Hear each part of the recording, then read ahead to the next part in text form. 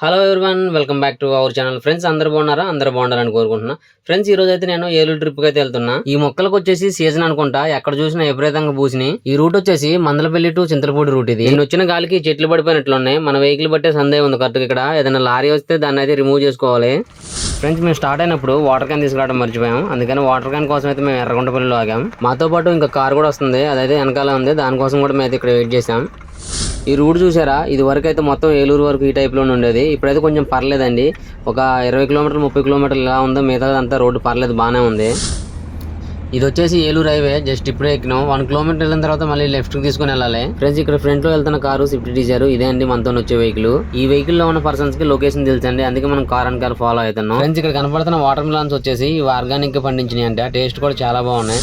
Friends, మేమైతే exact location కోసం వచ్చేసామండి. ఇక్కడ చూడండి, హాలీ ల్యాండ్ అంట. ఇక్కడికైతే వచ్చేసాం మేము. ఇది ఏ ఊరు అనేది ఇంతవరకు నాకు అర్థం కాలేదండి. ఊరి పేరు ఎవరు కూడా మనకు కన్ఫర్మ్ చెప్పలేదు. ఈ టెంపుల్ కి పార్కింగ్ వచ్చేసి బయట అనుకుంటా. వెహికల్స్ మొత్తం బయటే ఉన్నాయి. లోన్ కూడా మనకి ఎవరు కనపట్లేదు జనాలు ఇప్పటి వరకు అయితే. ఈ టెంపుల్ ఉన్న లొకేషన్ పేరు వచ్చేసి దుద్దుకూరు అంట అండి. ఇప్పుడే ఒక పర్సన్ అయితే మనకు చెప్పారు. ఈ లొకేషన్ కి అయితే నేను ఇంతవరకు రాలేదండి. ఇదే ఫస్ట్ టైం నేను రావటం. లోన్కి వెళ్ళి చూద్దాం ఎలా ఉందో.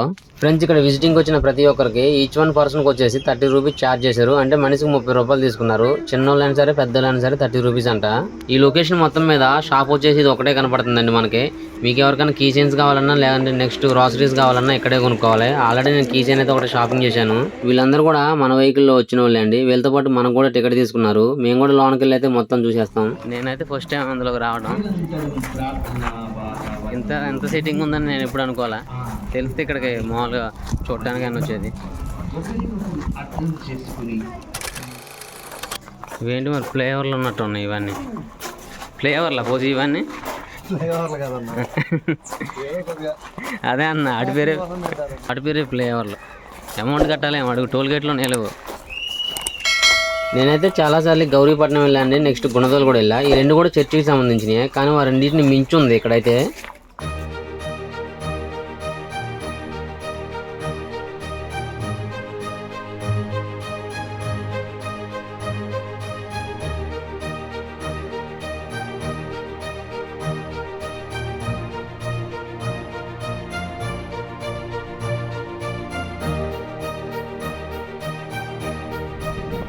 ఫైనల్ గా చర్చి కాంపౌండ్ మొత్తం తిరిగి పైకైతే వచ్చామండి. ఇక్కడ సిలువనేసే ప్లేస్ ఇదే.